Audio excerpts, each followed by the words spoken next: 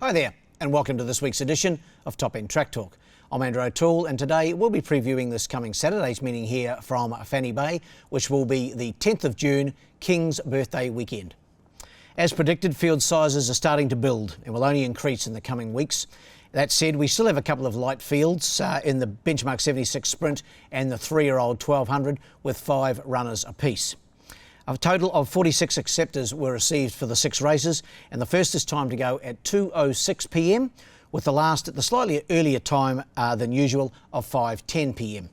In the first, the Garrard's Horse and Hound Handicap, it's a 0 to 58 over the 1300 metres. My numbers are 1, 4 and 8.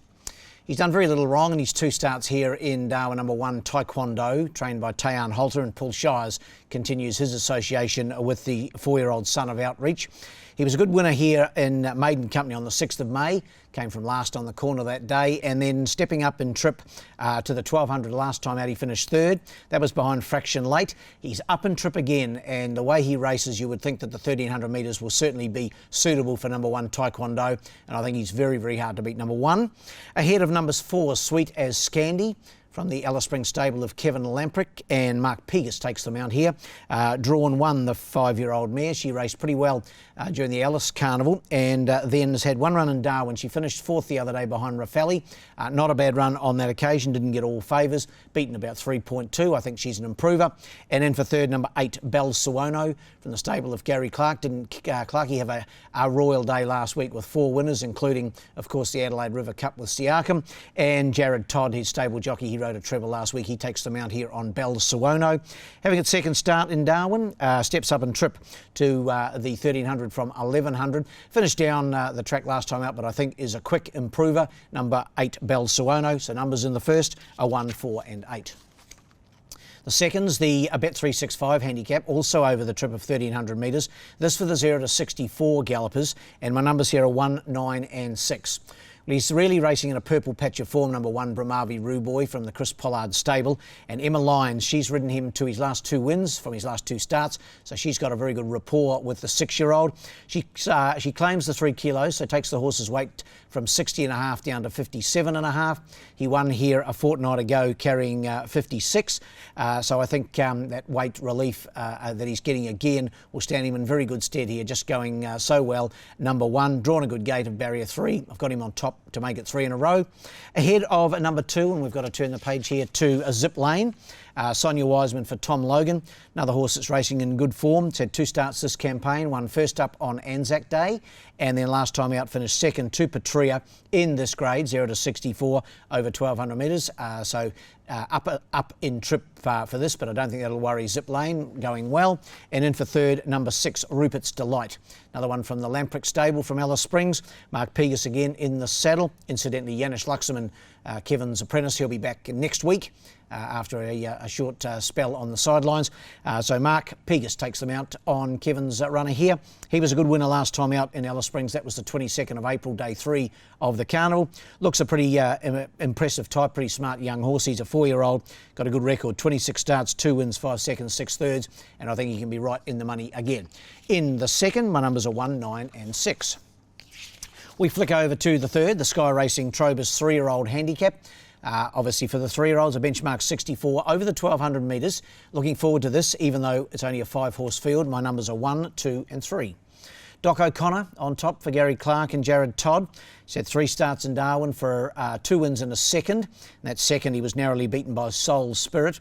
The big question mark, I guess, is he's stepping up and trip this time from the 1100 he won at last start to 1200 metres. Now, if he can handle the 1200, he's the horse to beat. He's got some weight to carry, 62 kilos. He carried the same weight last time out. So the big question, I suppose, is the trip, but he's racing well, number 1. Head of number 2, Danaher. He won't mind the trip at all. In fact, he probably wants further. Of course, his last start effort was a 2nd placing in the Guineas and Alice over 1600 metres behind Century Fox. Kevin's kept him fresh for this. I think you'll have this run and then all going well into the Guineas on the 8th of July. So he's an interesting runner, Danaher. He's only had the 2 starts in Alice for a win and a second. And then for 3rd, number 3, Paricio from the Kerry Petrick stable. Paul Denton aboard, raced well in Alice Springs and was a last start winner there on Cup Day. That was in the 3-year-old event over this 1200 metres. Ideally, he wants more ground. He did finish third in the Guineas behind Century Fox and Danaher. So he's another one opening his campaign in the top end with a view to longer distance trips for the 3-year-olds. Numbers in the third, 1, 2 and 3. The fourth, Steve Darwin Cup Carnival tickets on sale handicap. Make sure you get yours. They're going like hotcakes, they tell me, and the carnival, of course, not far away. This over the 1100 metres, this for the benchmark 76 sprinters, so the highest grade race of the day. Numbers here 1, 4 and 3. Good to see him back in Darwin. Number 1, Syncline, of course, the Palmerston Sprint winner of last year, and trained by Gary Clark. Jared Todd aboard, of course. That combination prepared the horse to win the Palmerston last year, and he's back, no doubt, for another tilt at that race. Big weight to carry, 63.5, and he's drawn the outside of the 5. That's the question mark, I suppose. He's a class act. He's had the one run this campaign. That was in Adelaide at Morfettville on the 13th of May. He finished 4th of 7 in pretty good company. That was a benchmark 82. So he certainly drops in grade here, and he was only beaten 2.5 lengths on that occasion. If he's ready to go and can handle the big weight, and I'm sure Gary wouldn't be lining him up if he didn't have him somewhere near ready, he's the horse to beat, number 1. Ahead of 4, Ideas Man, Chris Nash trains. Jade Hampson claims the 2 kilos. So that means the horse gets in with 54.5, which means he's got a 9 kilo pull on Syncline. That's a big weight turnaround or big weight differential. So Ideas Man, saying all that, he would need to improve on his last start third. That was behind Cielo Doro. But I think he's an improver, and with that big weight pull, he'll give Syncline plenty of opposition. And then for third, number 2, Bat Pad. Sonia Wiseman aboard. Last started in the Pioneer Sprint when finishing 6th, beaten 4.8 on that occasion.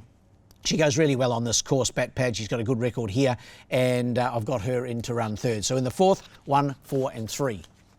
The fifth, the Tab Same Race Multi Handicap, 1100 metres this one for the benchmark 54 gallopers, and my numbers here are 4, 2 and 3. Super Famous deserves a winning turn for Johnny Peacock. Adam Nichols takes the mount. I thought he was very good here last week behind Captain George.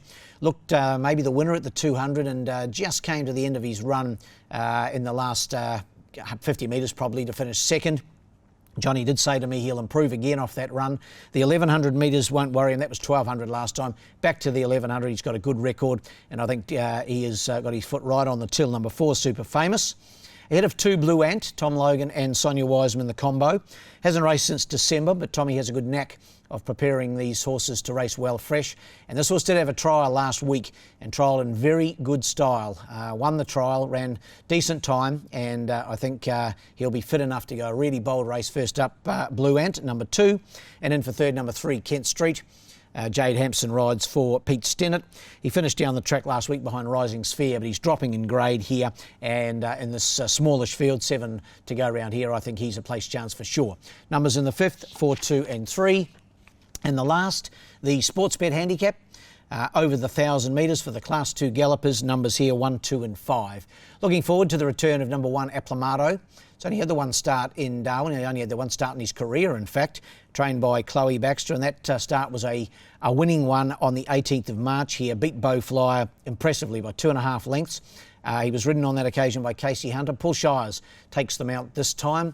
I understand he's come back from his spell in really good order, and the 1,000 metres should be suitable at this stage of his prep. Number 1, Aplamato.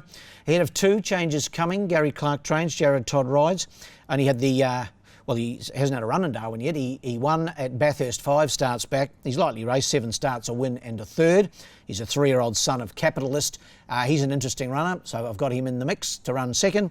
And in for third, number 5, Stars the Limit. Chris Pollard trains, Wayne Davis aboard here. His last couple of runs have been okay behind Archie James and Fraction Late, so I'm prepared to allow him a place chance in the last. Numbers in race 6, 1, 2 and 5. Best bet on the card is in race 5, number 4, Super Famous. Race 5, number 4, Super Famous.